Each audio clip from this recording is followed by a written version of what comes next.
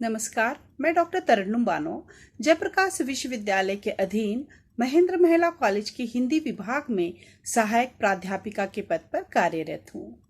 मैंने अपने पिछले व्याख्यान में नाटक के स्वरूप पर विचार किया था। आज अपने व्याख्यान में मैं नाटक के तत्वों पर संक्षेप में प्रकाश डालने जा रही हूँ। नाटक के तत्व। भारतीय विद्वान नाटक के 3 तत्व मानते हैं। संस्कृत आचार्य धनंजय ने दशरूपक में नाटक के स्वरूप का निर्माण करते समय 3 तत्वों को माना है: वस्तु, नेता और रस। वस्तु नेता रसस्य तेषां भेदकः। आचार्य भरत मुनि ने नाटक के तत्वों में अभिनय को विशिष्ट महत्व दिया है। उसके बिना नाटक खेला ही नहीं जा सकता है। इसी के अंतर्गत संवाद, भाषा शैली तथा देश काल व वातावरण आते हैं। इस प्रकार भारतीय नाट्य तत्वों एवं पाश्चात्य नाट्य तत्वों में लगभग समानता है। पाश्चात्य नाट्य शास्त्रियों ने केवल रस को तत्व के रूप में जानने का प्रयास नहीं किया है। जहां तक उद्देश्य तत्व का प्रश्न है, उसका उल्लेख तो भारतीय आचार्यों ने नहीं किया, किंतु भारतीय काव्य शास्त्र में अर्थ, धर्म, काम, मोक्ष में से किसी एक की प्राप्ति का लक्ष्य या उद्देश्य बहुत पहले से मान्य है। इस प्रकार भारतीय मतानुसार नाटक के तत्व हुए कथा वस्तु, पात्र, रस, उद्देश्य एवं अभिनय। पाश्चात्य नाट्य शास्त्रियों के अनुसार नाटक के तत्व इस प्रकार हैं: कथा वस्तु, पात्र एवं चरित्र चित्रण, संवाद, देश काल वातावरण, उद्देश्य, भाषा शैली, रंगमंचीयता एवं अभिनयता। अब हम संक्षेप में नाटक के एक एक तत्व का अध्ययन करेंगे। तो सबसे पहले हम नाटक का पहला तत्व कथा वस्तु का अध्ययन करेंगे। वस्तु तत्व को ही कथानक या कथा वस्तु कहते हैं। अन्य विधाओं में जिस प्रकार साहित्यकार कथा वस्तु चयन में स्वतंत्र होता है, उस प्रकार नाटककार को नहीं होता है। नाटककार को विशेष मर्यादा का पालन करना होता है। केवल अभिनय घटना का समावेश नाटक की कथा वस्तु में किया जाता है। नाटक की घटनाएं जीवन से ले लिए जाते हैं। नाटक की कथा वस्तु ना तो अधिक विस्तृत होनी चाहिए और ना ही अति संकुचित। नाटक की कथा वस्तु में संघर्षपूर्ण घटनाओं का स्थान होना चाहिए। नाटक की कथा वस्तु कोई भी विषय से ली जा सकती है, जैसे सामाजिक, धार्मिक, सांस्कृतिक, राजनीतिक, आर्थिक, मनोवैज्ञानिक आदि। किसी भी विषय पर नाटक लिखा जा सकता है।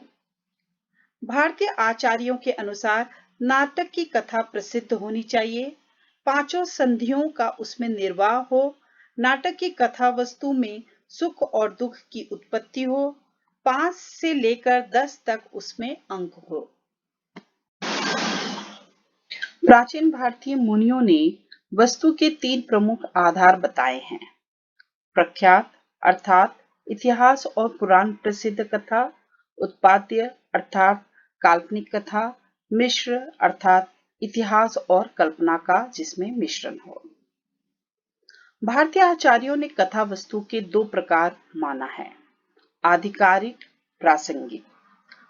आधिकारिक कथा वस्तु नाटक की मुख्य कथा वस्तु है। उदाहरण के लिए रामायण में राम की कथा आधिकारिक कथा है। प्रासंगिक कथा नाटक में प्रसंग से आती हुई गौण कथा को प्रासंगिक कथा कहते हैं। उदाहरण के लिए रामायण में सुग्रीव की कथा। कथा वस्तु के 2 भेद है: दृश्य, जिनका अभिनय अत्यंत आवश्यक होता है; सूच्य, जिनका अभिनय नहीं किया जा सकता किंतु किसी न किसी प्रकार उसकी सूचना देना आवश्यक है, उसे सूच्य कथा वस्तु कहते हैं। कथा वस्तु के पश्चात अब हम नाटक के दूसरे तत्व पात्र व चरित्र चित्रण पर विचार करेंगे। नेता का अर्थ है आगे बढ़ाने वाला, अर्थात नाटक में जो पात्र कथा वस्तु को प्रेक्षकों पाठकों तक ले जाते हैं उन्हें नेता कहते हैं। नाटक एक सामूहिक रंग पर्व है। इसमें अनेक पात्रों की आवश्यकता होती है। नाटक में नायक, नायिका, खलनायक या प्रतिनायक, विदूषक आदि पात्र होते हैं। भारतीय आचार्यों के अनुसार नाटक का नायक प्रसिद्ध वंश में उत्पन्न हो तथा वह धीरोदात्त, प्रतापी व सर्वगुण संपन्न हो। नाटक के प्रधान स्त्री पात्र को नायिका कहते हैं। नायक के विरोधी पात्र को खलनायक कहते हैं। पश्चिमी दृष्टिकोण के अनुसार कथा वस्तु के पश्चात चरित्र चित्रण का नाटक में अत्यंत महत्व है। नाटक की सजीवता एवं प्रभावकारिता में चरित्र चित्रण का विशेष महत्व है। जहां तक हो सके प्रत्येक पात्र का चरित्र चित्रण मनोवैज्ञानिक होनी चाहिए, तभी उसमें स्वाभाविकता आ सकती है। चरित्र चित्रण की 3 विधियां हैं: कथोपकथन द्वारा, स्वगत कथन द्वारा तथा पात्रों के कार्यकलाप द्वारा। पात्र व चरित्र चित्रण के पश्चात अब हम नाटक के अगले तत्व कथोपकथन अर्थात संवाद पर विचार करेंगे। पात्रों के परस्पर बातचीत संवाद या कथोपकथन कहलाता है। इसके द्वारा पात्रों के चरित्र चित्रण, घटना, देश काल और नाटक की भाषा आदि पर प्रकाश पड़ता है। पात्रों की मनस्थितियां भी इसी के द्वारा अभिव्यक्त होती है। संवाद जितना सूक्ष्म एवं प्रभावशील होंगे, नाटक उतना ही चमत्कारपूर्ण लगेगा। उत्तम कथोपकथन में सरलता, धारावाहिकता, संक्षिप्तता, सार्थकता, पात्रानुरूपता आदि गुण होते हैं। भारतीय आचार्यों ने कथोपकथन के 3 भेद किए हैं: श्रव्य, नियत श्राव्य तथा स्वगत कथन। सर्वश्राव्य वे कथन होते हैं जिन्हें सभी सुन सके। नियत श्राव्य वे कथन होते हैं जो निश्चित पात्रों के ही सुनने के लिए हो। स्वगत कथन जो कथन पात्र अपने आप से कहता है, इन्हें मानसिक विचार भी कह सकते हैं। कथोपकथन के पश्चात अब हम नाटक के अगले तत्व देशकाल तथा वातावरण पर विचार करेंगे। देशकाल के चित्रण से नाटक में स्वाभाविकता एवं सजीवता की प्रतिष्ठा होती है। इसके चित्रण से युग विशेष की सामाजिक, राजनीतिक, धार्मिक तथा अन्य अनेक परिस्थितियों को प्रकट किया जा सकता है।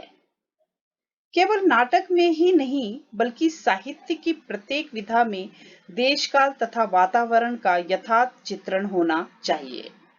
उदाहरण के लिए, यदि मुगल कालीन किसी घटना से नाटक का संबंध है तो उसमें तत्कालीन सभ्यता एवं संस्कृति के अनुकूल ही चित्रण होना चाहिए।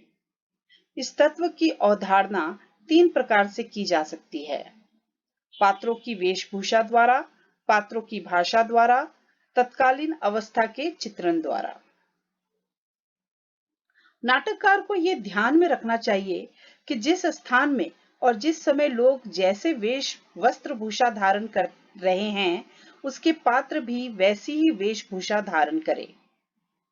इसी प्रकार जिस स्थान में और जिस समय कोई भाषा प्रचलित रही हो, उससे संबद्ध पात्र वैसी ही भाषा बोलता हो। ऐसा नहीं कि वैदिक कालीन पात्र अंग्रेजी या उर्दू भाषा का प्रयोग करे। इसी प्रकार घटना चक्र एवं रंगमंच की रचना भी वातावरण के अनुकूल होनी चाहिए। पाश्चात्य नाटकों में संकलन त्रय को इसी उद्देश्य से विशेष महत्व दिया गया है। संकलन त्रय के अंतर्गत स्थान की एकता, काल की एकता तथा कार्य की एकता आते हैं, किंतु आज के नाटकों में इनका यथार्थ ढंग से पालन नहीं हो पाता है। देशकाल के पश्चात अब हम नाटक के अगले तत्व रस पर विचार करेंगे। प्राचीन भारतीय आचार्यों ने रस को नाटक का प्रमुख तत्व माना है। रस भाव नाटक का ही नहीं, साहित्य का भी मूल तत्व है। पाश्चात्य विद्वान रस के स्थान पर उद्देश्य को स्वीकार करते हैं। वास्तविकता तो यह है कि नाटक में संगीत, नृत्य, संवाद, अभिनय आदि सभी रस परिपाक में सहायक होते हैं।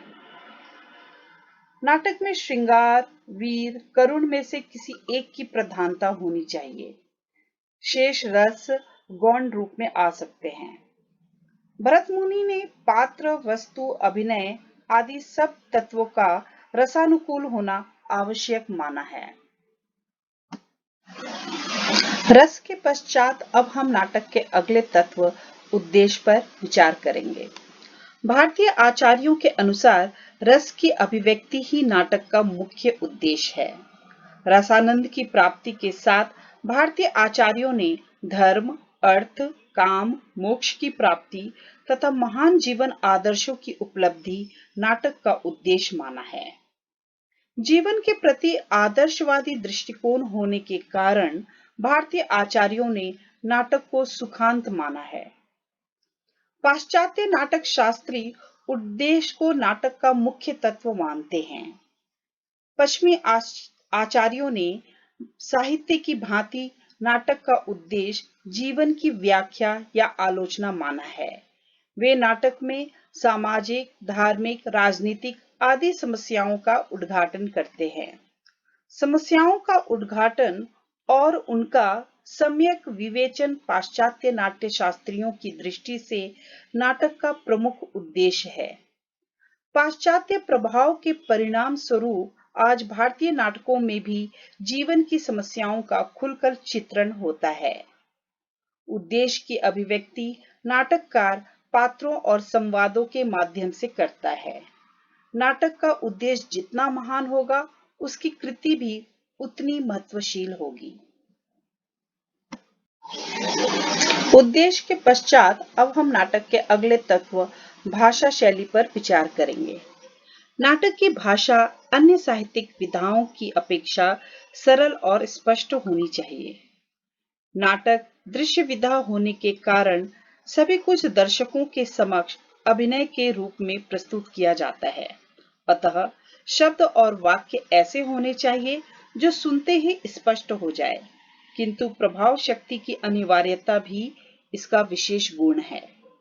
इसलिए नाटक की भाषा स्वाभाविक, अलंकृत, सरल, लाक्षणिक प्रयोगों और मुहावरों से युक्त प्रवाहपूर्ण होनी चाहिए।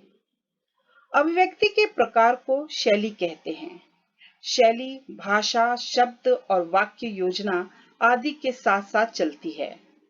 नाटकीय शैली में अभिनेता का गुण होना बहुत आवश्यक है। गीत एवं नृत्य की सहायता से नाटक की शैली विशेष प्रभावपूर्ण हो जाती है। भाषा शैली के पश्चात अब हम नाटक के तत्व अभिनय पर विचार करेंगे। नाटक में अभिनय ही एक ऐसा तत्व है जो उपन्यास, कहानी आदि में नहीं पाया जाता है। इसी कारण नाटक को दृश्य काव्य की संज्ञा प्राप्त है। भारत मुनि के अनुसार अभिनय वह प्रक्रिया है जिसके द्वारा पात्र कवि के भावों को अंग, सिर, हाथ, कटी, नासिक, भंगिमा आदि विभिन्न शारीरिक चेष्टाओं के द्वारा अपने सामाजिक या दर्शकों के सम्मुख उपस्थित करता है। इसलिए भरत मुनि और धनंजय ने नाटक को अनुकृति माना है और आचार्य विश्वनाथ ने भी अभिनय को अवस्था की अनुकृति समझा है। आचार्य भरत मुनि ने अभिनय के 4 प्रकार बताए हैं: आंगिक, वाचिक, आहार्य एवं सात्विक। आंगिक, इसमें पात्र विभिन्न अंगों के संचालन से अपने अनेक भाव की अभिव्यक्ति करते हैं। वाचिक, वाणी द्वारा व्यक्त किए गए भाव इस श्रेणी में आते हैं। आहार्य, इसके अंतर्गत पात्रों की वेशभूषा, आभूषण वस्त्रों, सौंदर्य प्रसाधन सामग्री आदि बाह्य वस्तुएं आती है। सात्विक, इसमें सात्विक भावों का अभिनय रहता है, जैसे स्तंभ, रोमांच, कंप, अश्रु आदि अवस्थाओं का अनुकरण इसमें मुख्य रूप से होता है। आज हमने नाटक के विभिन्न तत्वों का संक्षेप में अध्ययन किया है। मुझे आशा है आप सभी को यह विषय समझ में आ गया होगा। धन्यवाद।